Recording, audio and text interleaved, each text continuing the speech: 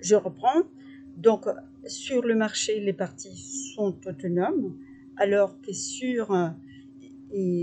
dans une firme, les parties ne sont pas autonomes. C'est-à-dire, quelles sont les deux parties qui participent à la transaction dans une firme? C'est l'entrepreneur et les salariés, c'est-à-dire employeur et employeur. Les deux parties ne sont pas autonomes. Il y a un lien de subordination entre les deux. Donc ça, c'est une différence importante. Donc, sur le marché, il y a autonomie des parties. Il y a le consommateur qui va acheter un produit, mais il n'y a pas un lien de subordination entre l'acheteur et les vendeurs, entre le consommateur et les producteurs. Alors que dans la firme, donc, il y a un lien de subordination entre les deux parties qui participent à la transaction, c'est-à-dire donc l'employeur et l'employé. Une autre différence qui est soulignée est le fait que donc, les contrats sont différents. Sur les marchés, vous savez, beaucoup de contrats de court terme, c'est-à-dire chaque fois que le consommateur achète un produit, c'est un contrat.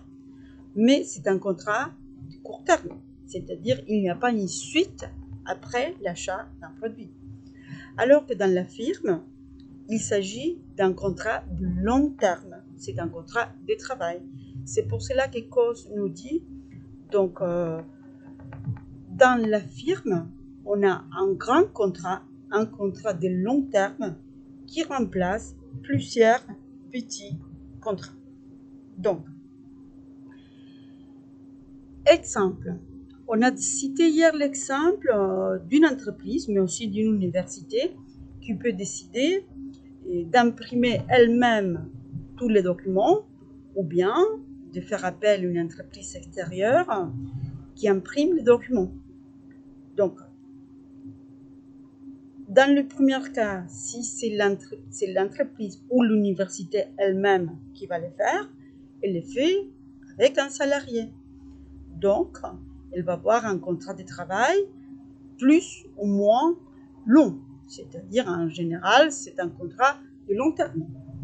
Donc, ces contrats de long terme remplacent, d'après Coase, plusieurs contrats de court terme.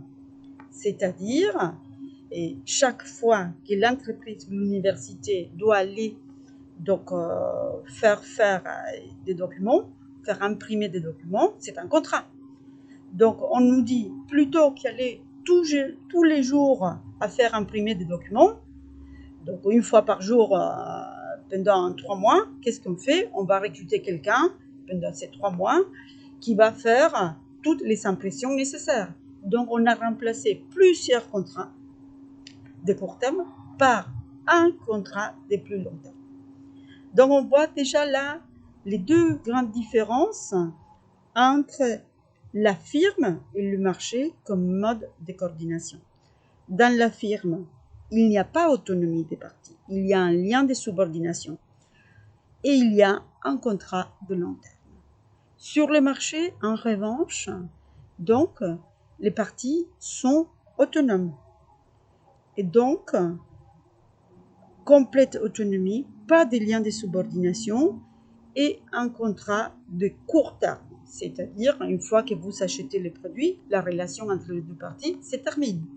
Il n'y a pas une suite. Donc, alors, vous savez encore dans les documents, je cite un autre exemple, un autre document de HESS. C'est un autre économiste de la théorie des coûts de transaction. Lui, comme je l'ai mentionné hier, lui, il privilégie le terme organisation au terme firme. Pourquoi? Parce que d'après lui, le choix, c'est entre l'organisation et le marché et non pas entre la firme et le marché. Pourquoi? Parce qu'il lui considère que l'analyse en termes de coûts de transaction peut s'appliquer à toute organisation, non seulement à la firme. C'est-à-dire, il peut s'agir aussi d'une transaction avec une association, un organisme international. Donc, tous doivent faire des choix entre faire eux-mêmes ou faire faire, c'est-à-dire entre utiliser ce qu'il appelle l'organisation ou bien utiliser le marché. Alors, l'exemple cité par S est le suivant. Il dit, imaginons qu'il y a, et il analyse les cas de la production des pantoufles en cuir. C'est sympa. Donc, les pantoufles en cuir. Il dit, il y a une personne qui décide de produire ces pantoufles. Il va acheter les cuirs, d'une part. Il va trouver des artisans qui vont cuire, qui vont fabriquer les pantoufles. Donc, par la suite, il va trouver des commerces pour placer les produits fabriqués.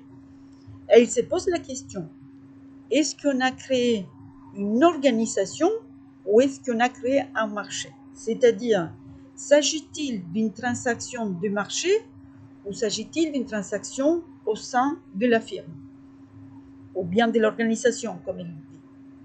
Quelle est la différence d'après vous? Réfléchissez un peu. Il y a donc un entrepreneur qui décide donc de fabriquer des pantoufles. Donc, il achète les cuirs d'une part. Il trouve des artisans d'autre part. Par la suite, donc il trouve aussi des commerces qui vont ou vendre les produits, c'est-à-dire des commerçants chargés donc de vendre leurs produits. Il se pose la question, est-ce qu'il a créé une organisation ou il s'agit d'un marché? S'agit-il d'une transaction au sein de l'organisation ou s'agit-il d'une transaction de marché?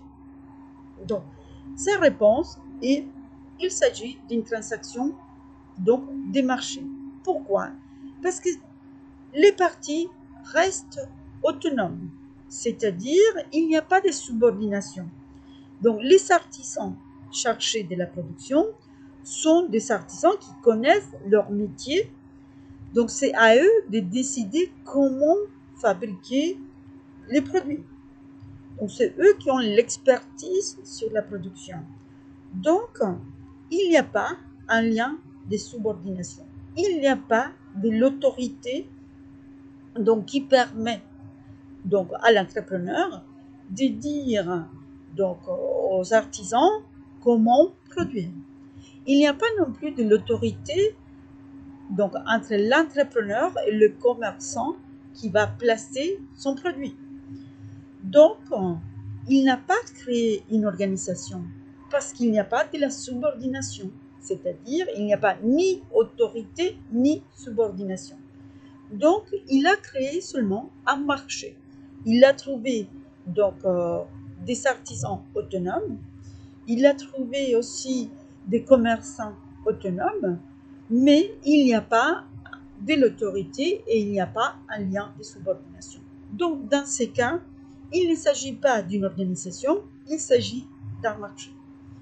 En revanche, si, donc nous dit S, si l'entrepreneur décidait donc de louer un local, de faire travailler ses salariés donc de 8h à 18h, s'il décidait de dire lui-même comment exécuter la tâche, donc s'il décidait aussi de recruter donc, son propre personnel pour placer donc, les produits, alors il aurait créé donc, une organisation plutôt que le marché. Pourquoi? Parce que dans ces cas, il a remplacé plusieurs contrats de court terme par un grand contrat de long terme.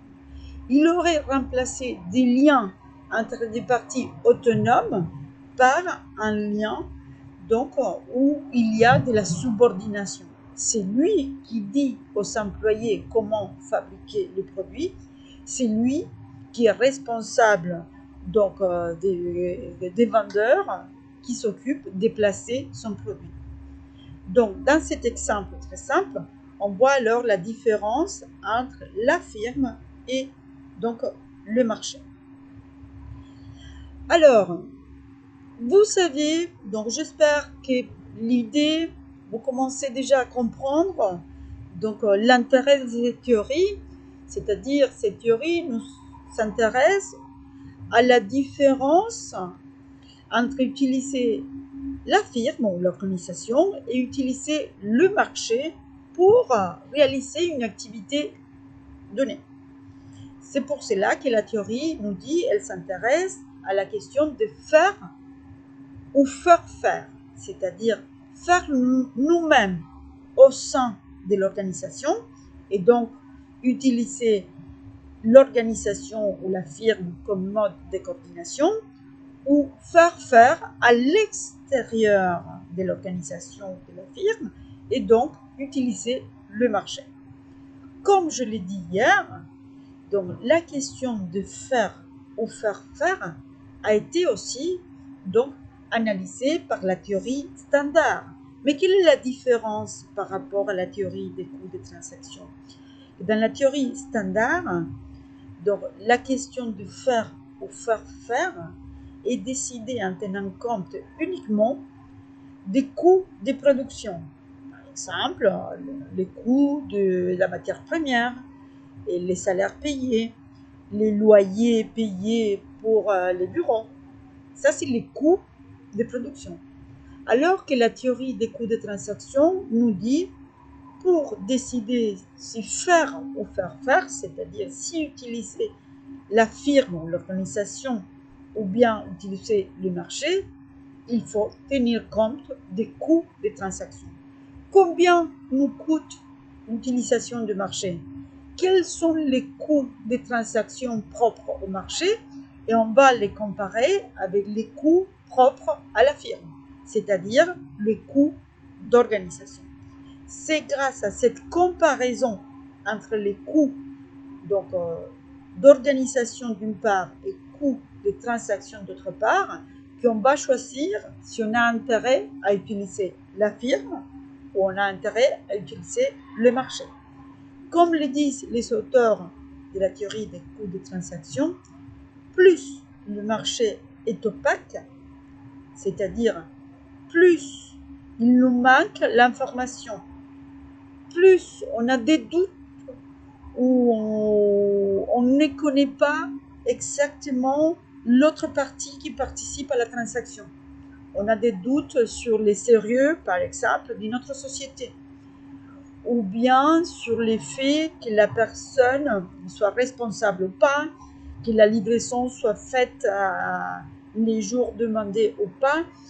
Plus, donc, le marché comporte des points opaques, on va dire, plus on risque d'avoir des coûts de transaction élevés. Coûts pour chercher l'information, coûts pour payer pour l'information, parce que l'information, d'après la théorie des coûts de transaction, n'est pas gratuite. Coûts pour négocier les contrats, alors que la théorie standard nous dit tout se fait de manière automatique, donc grâce à la main invisible, alors que la théorie des coûts de transaction nous dit non, cela ne se fait pas de manière automatique.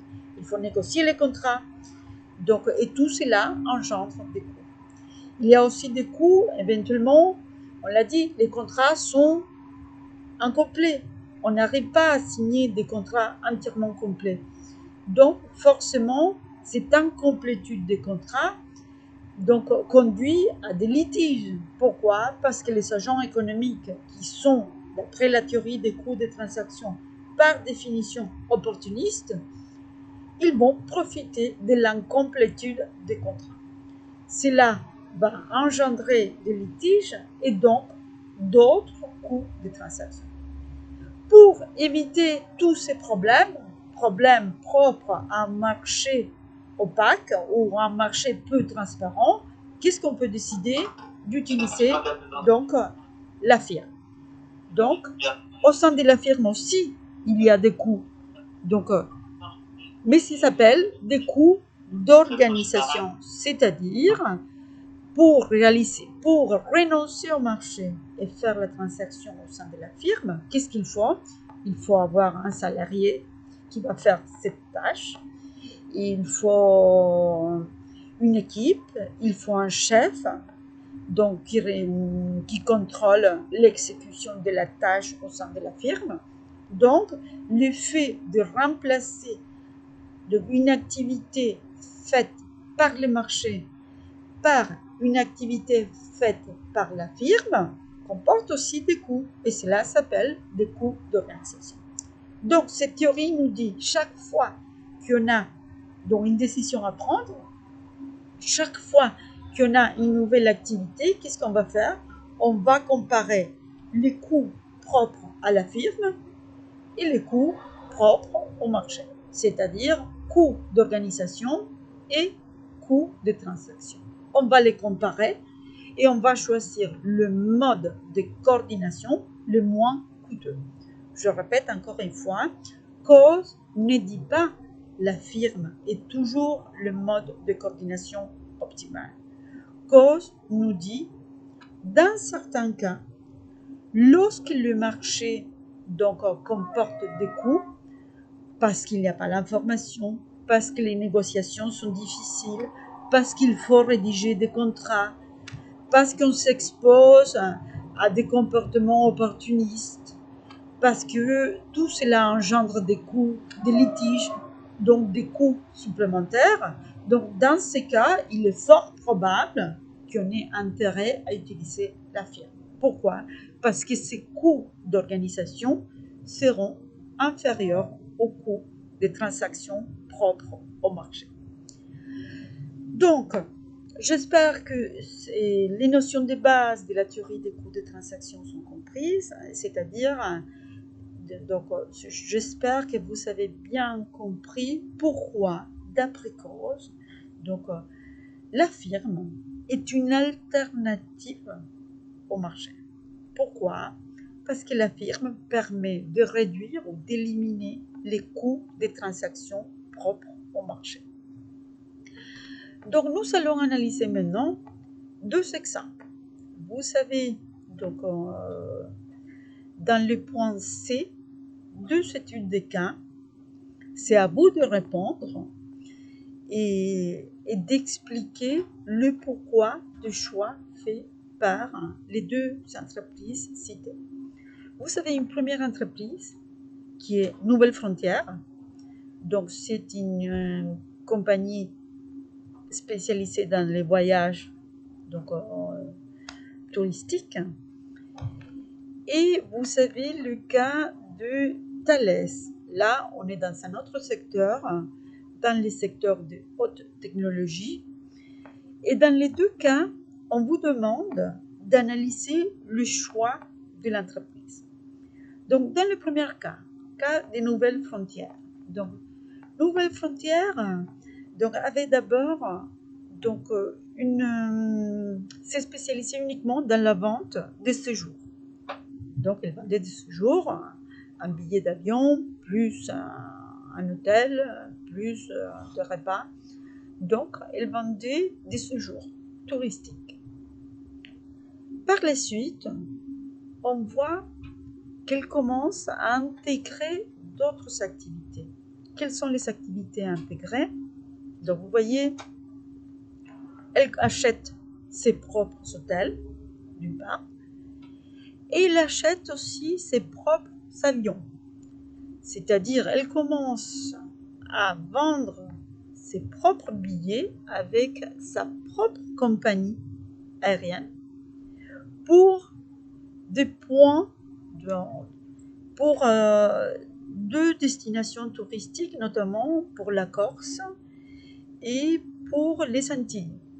Donc pour ces deux destinations touristiques, elle décide de faire elle-même, c'est-à-dire elle achète ses avions et elle achète aussi ses hôtels. La question que je vous pose est comment on explique donc la décision de l'entreprise, c'est-à-dire pourquoi Nouvelle Frontière décide donc de faire elle-même plutôt qu'utiliser le marché, c'est-à-dire pourquoi plutôt qu'acheter des billets, par exemple d'Air France, pour ces deux destinations, elle décide d'acheter ses propres avions. Et pourquoi, plutôt que faire des réservations dans des hôtels sur place, pourquoi elle décide donc d'acheter ses propres hôtels pour les séjours touristiques qu'elle vend. Donc, ça c'est le premier exemple, et je vous demande de l'analyser en termes de coûts de transaction et non pas de coûts de production. C'est exactement le même type d'exemple ou de cas d'étude que vous allez avoir à l'examen. Je vous rappelle qu'on avait dit qu'à l'examen, vous avez une première partie théorique avec 2 questions théoriques et une seconde partie donc, qui comporte une étude de cas où vous devez mobiliser donc, les approches théoriques étudiées. Donc, une erreur fréquente qu'on trouve dans la réponse des étudiants, c'est le fait d'analyser la question de faire ou faire faire en termes des coûts de production. Alors qu'ici, il s'agit de l'analyser en termes des coûts des transactions. Alors, le fait que Nouvelle Frontière ait décidé d'avoir ses propres avions plutôt qu'acheter des billets d'Air France constitue un choix de mode de coordination. C'est-à-dire, elle a choisi d'utiliser la firme plutôt que le marché. C'est-à-dire, si elle achetait directement les billets d'Air France, c'est un contrat entre 2 parties autonomes, contrat de court terme. C'est-à-dire, il suffisait d'acheter les billets d'Air France. Par contre, elle a décidé de faire elle-même. D'après vous, pour quel motif? Pour quel motif elle décide d'acheter ses propres avions? Acheter ses propres avions signifie utiliser la firme plutôt que le marché, c'est-à-dire faire plutôt que faire faire. Pourquoi?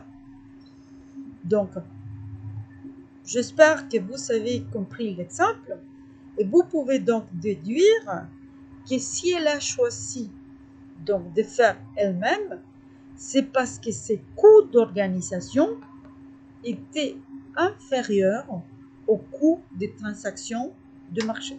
C'est-à-dire, elle a constaté que si elle avait ses propres avions, donc les coûts d'organisation, c'est-à-dire gérer elle-même les avions, recruter du personnel, et cela coûtait moins cher que faire appel au marché.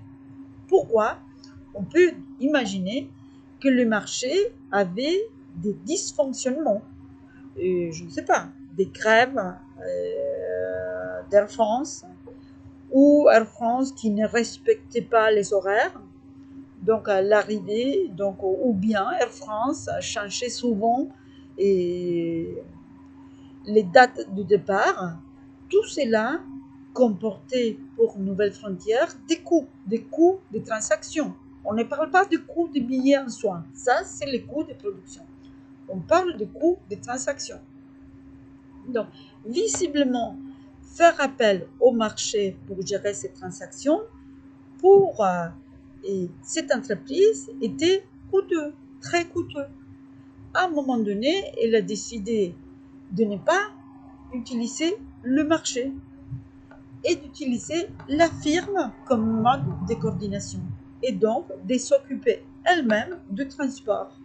Elle a remplacé alors le marché, acheter les billets de France, par la firme, c'est-à-dire le faire avec ses propres avions. Évidemment que cela, le faire donc soi-même comporte des coûts. Donc, ce sont des coûts d'organisation. Mais elle a comparé les 2 coûts et finalement, elle décide de le faire elle-même. Alors, deuxième exemple. Donc, en principe, si le cours était en visioconférence, j'espère qu'on pourra le faire à partir de lundi prochain. Donc, et c'est la réponse aux études de cas, c'est à vous de le faire, pas à moi de le faire. Mais en ce moment, je fais une exception, étant donné qu'on ne peut pas se contacter ou pas aujourd'hui. Donc, je vous donne les réponses. Mais dès qu'on a la possibilité d'échanger par Zoom, donc je vais vous donner d'autres exemples et c'est à vous de me dire quel est le choix ou pourquoi, d'interpréter le pourquoi des choix réalisés.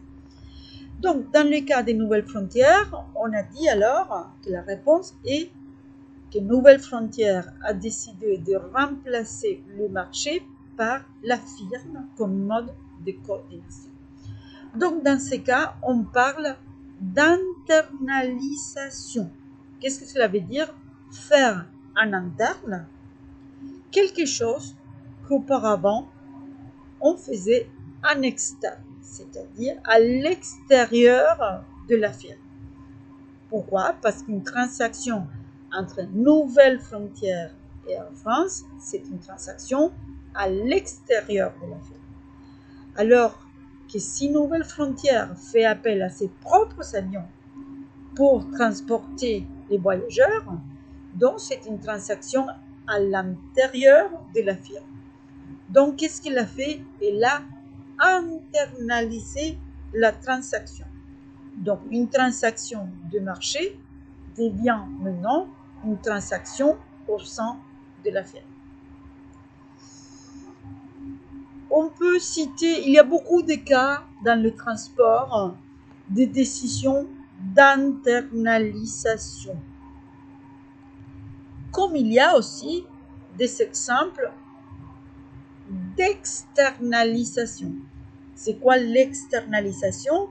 C'est l'effet de réaliser à l'extérieur de l'entreprise une activité qui était auparavant réalisée à l'intérieur de l'entreprise.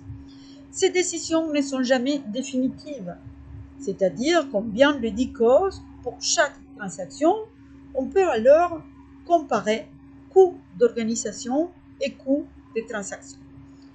Donc, avant de traiter les deuxièmes études de cas que vous savez, je vous cite un autre exemple, toujours dans le domaine du transport. C'est l'exemple de la SNCF. La SNCF est la compagnie, le réseau ferré, donc la compagnie nationale donc, des voyages donc, en France, c'est le réseau ferré de France. Et là, c'est un bon exemple. Pourquoi c'est un bon exemple, la SNCF?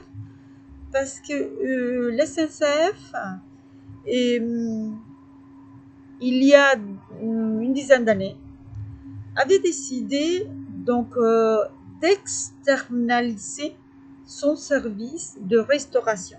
C'est-à-dire, avant, c'était elle-même qui s'occupait du service de restauration sur le train, c'est-à-dire un bar, faire des sandwichs, vendre des boissons. Donc, elle le faisait elle-même. Mais il y a 10 ans, elle a décidé d'externaliser le service. Comment interpréter cela en termes de coûts de transaction? Visiblement, elle a considéré que le faire elle-même, c'est-à-dire ses coûts d'organisation, c'est-à-dire recruter des gens pour la cafétéria, donc s'occuper des menus, donc s'occuper de servir les passagers, tout cela comportait des coûts d'organisation qui étaient beaucoup plus élevés que les coûts de marché. C'est-à-dire, donc c'était pas son activité principale, il n'avait pas une expertise dans ces domaines, donc forcément ses coûts étaient beaucoup plus élevés que les coûts donc, de marché. Donc qu'est-ce qu'il a décidé? Il a décidé d'externaliser. Donc il a remplacé la firme par le marché. Donc, il a remplacé des contrats de long terme, c'est-à-dire les employés donc, qui donc, géraient donc, l'activité et les a remplacés par donc, des contrats de court terme, c'est-à-dire une société externe qui s'occupait donc de fournir ce service. Donc il a remplacé une activité propre par une activité externe. C'est pour cela qu'on parle dans ces cas de l'externalisation de l'activité. Cela s'est produit il y a une dizaine d'années. Or, l'année dernière, il a changé. Il a décidé d'internaliser l'activité, c'est-à-dire de faire à nouveau elle-même le service de restauration. Pourquoi? Comment vous expliquez le fait qu'il y a 10 ans, il a décidé d'externaliser et 10 ans après, il décide d'internaliser? On peut imaginer, on n'a pas les informations, mais on peut imaginer que la SNCF a comparé à nouveau les coûts d'organisation et les coûts de transaction. Visiblement, cette société externe qui proposait le repas et s'occupait de la cafétéria sur le train, donc comportait des coûts. Quels coûts? Peut-être il y avait des coûts de négociation. Chaque mois, cette société souhaitait un prix différent. Elle souhaitait d'augmenter ses prix. Et peut-être les consommateurs n'étaient pas satisfaits. Et pourquoi? Parce que les menus changeaient tout le temps. Et donc, cela comportait beaucoup de coûts, des litiges, et des négociations. Donc, on n'avait pas toujours l'information sur les menus, sur la qualité des produits. Donc, visiblement, faire appel à une société donc, externe, il y a 10 ans, c'était avantageux, mais par la suite, c'est devenu très coûteux. Donc, cela comportait des coûts de transaction très élevés. Donc, la SNCF décide d'internaliser l'activité, c'est-à-dire de ne plus faire appel à cette société extérieure pour le faire elle-même. Donc, pourquoi? Parce que visiblement, ces coûts d'organisation maintenant sont inférieurs aux coûts donc, des transactions. Vous voyez, ce n'est jamais définitif. Là, vous avez un exemple où une société, donc dans ces cas, les chemins de fer de France, décide d'abord d'externaliser les services de restauration, c'est-à-dire d'utiliser le marché à la place de la firme, mais 10 ans plus tard, elle décide d'internaliser donc l'activité, c'est-à-dire elle décide d'utiliser la firme à la place de marché. Comme le dit cause, pour chaque transaction qu'on fait, on devrait comparer le coût. Faire nous-mêmes ou faire. Donc, vous avez dans les documents distribués donc, une autre étude des cas. C'est celui de Thales. Donc, Thales, là, on est dans le domaine des hautes technologies et Thales, donc, c'est la compagnie qui produit notamment des trains à grande vitesse, comme les TGV en France, parmi d'autres choses. Mais Thales fait aussi, par exemple, il fabrique du métro. Elle s'intéresse, il installe des lignes de métro, pas seulement en Europe, dans plusieurs pays. Donc, là, vous savez, un autre problème.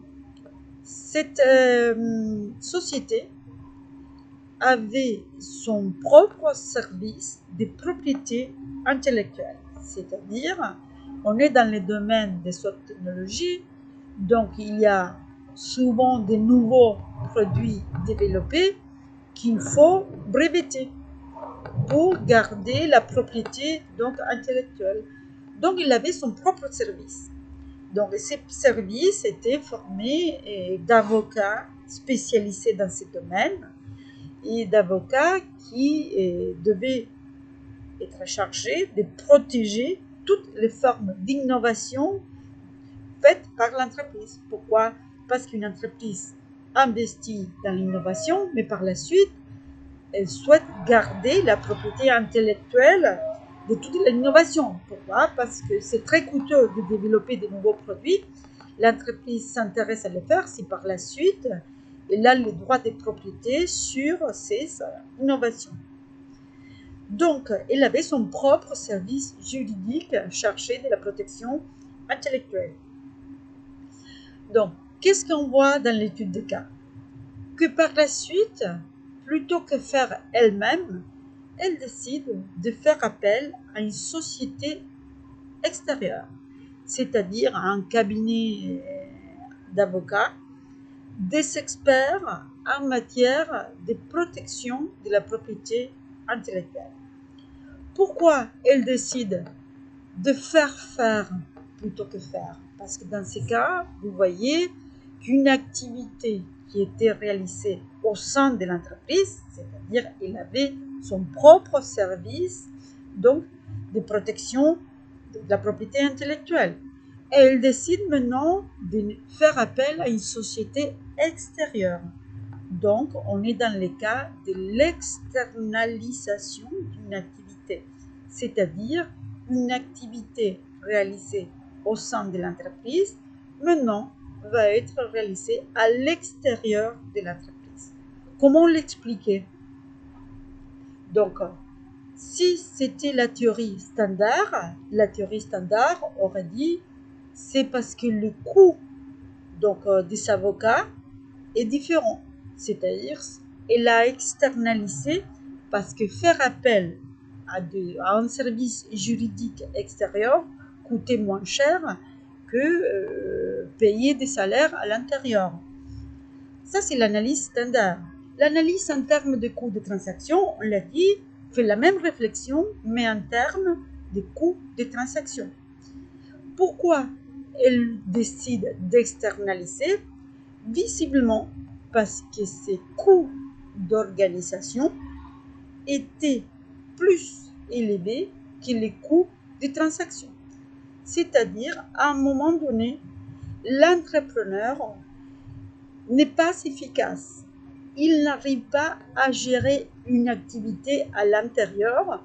Peut-être, on peut dire, ces avocats n'étaient pas bien informés, pas très actualisés, alors que les avocats de ce cabinet extérieur étaient donc plus qualifiés, donc avaient plus d'informations sur les lois, par exemple, en matière de protection de la propriété intellectuelle.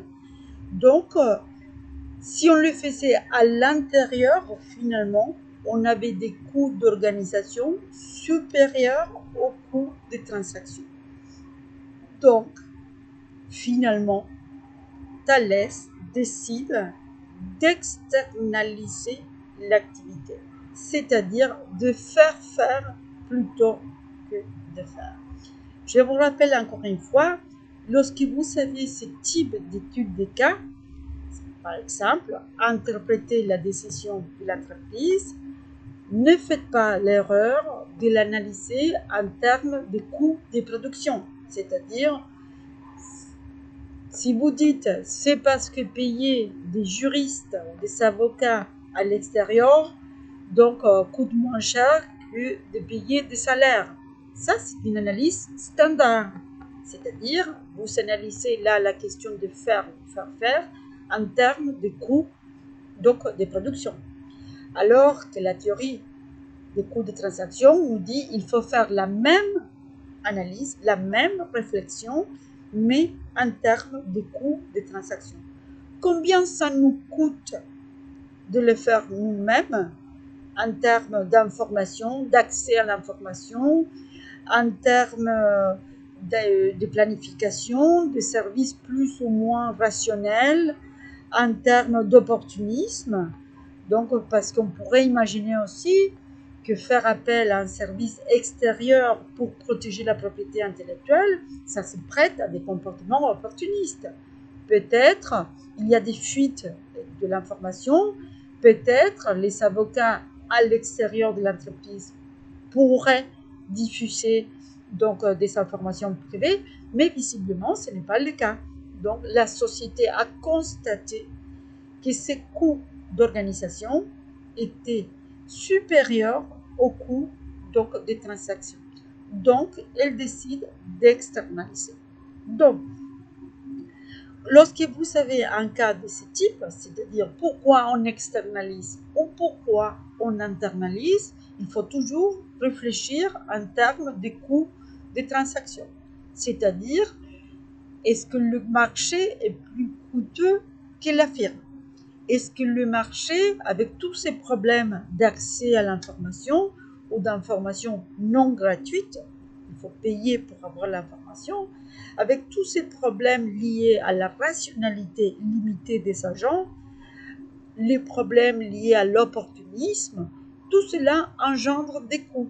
Coûts liés au litige, coûts liés à la négociation des contrats, à la recherche d'informations, au prix de l'information. Tout cela comporte des coûts. Est-ce que ces coûts sont plus ou moins importants des coûts propres à l'organisation, c'est-à-dire aux coûts liés à la réalisation de l'activité au sein de l'entreprise? Donc, là, vous avez deux exemples. Les deux exemples, je vous demande de lire les deux exemples et de rédiger vous-même donc un texte pour faire cet exercice, c'est-à-dire rédiger pour chaque cas, c'est-à-dire celui de Nouvelle Frontière et celui de Thalès, rédiger une page dans laquelle vous expliquez pour chaque cas pourquoi le choix, pourquoi Nouvelle Frontière a décidé de faire elle-même, c'est-à-dire de remplacer le marché par la firme en achetant des avions et des hôtels, et pourquoi, dans le cas de Thalès, l'entreprise décide de faire faire, c'est-à-dire de ne plus faire faire l'activité au sein de l'entreprise, c'est-à-dire grâce à un service juridique chargé de la protection intellectuelle, et pourquoi elle décide de faire appel à un service juridique extérieur, c'est-à-dire à une société spécialisée dans la protection donc, de la propriété intellectuelle. Cherchez à faire cela, c'est-à-dire à rédiger une explication, un texte d'une page, et pour expliquer les choix faits par l'entreprise. Parce que c'est exactement le même type de cas que nous allons faire les jours donc, de l'examen. C'est-à-dire pouvoir expliquer les choix d'une entreprise en termes de faire ou faire faire. Alors, je fais juste une petite introduction pour la partie suivante, parce que nous, on vient de dire que le marché et la firme sont différents en ce qui concerne le type de contrat. Nous allons voir que l'analyse des différences contractuelles est une analyse importante de cette théorie, c'est-à-dire donc chaque mode de coordination choisi comporte un contrat adapté. Donc, si on choisit la firme ou l'organisation, qu'est-ce qu'on a? Un contrat donc, de travail. C'est seulement dans le contrat de travail qu'on va voir un lien de subordination et de l'autorité donc, de l'entrepreneur vis-à-vis donc, de ses salariés. Alors que sur le marché, on a un contrat qui ne comporte pas de la subordination. C'est un contrat qu'on appelle un contrat marchand, ou contrat de marché, entre deux parties autonomes. Donc, dans le chapitre 2, qu'on va commencer maintenant, donc on va s'intéresser justement donc, au contrat de la firme. C'est-à-dire, dans ce premier chapitre, on a évoqué les deux grands modes de coordination, firme et marché. Dans le chapitre 2, on va commencer à analyser plus particulièrement donc, la firme et tous les contrats qu'il existe au sein de la firme, donc toutes les caractéristiques de la relation contractuelle au sein de la firme.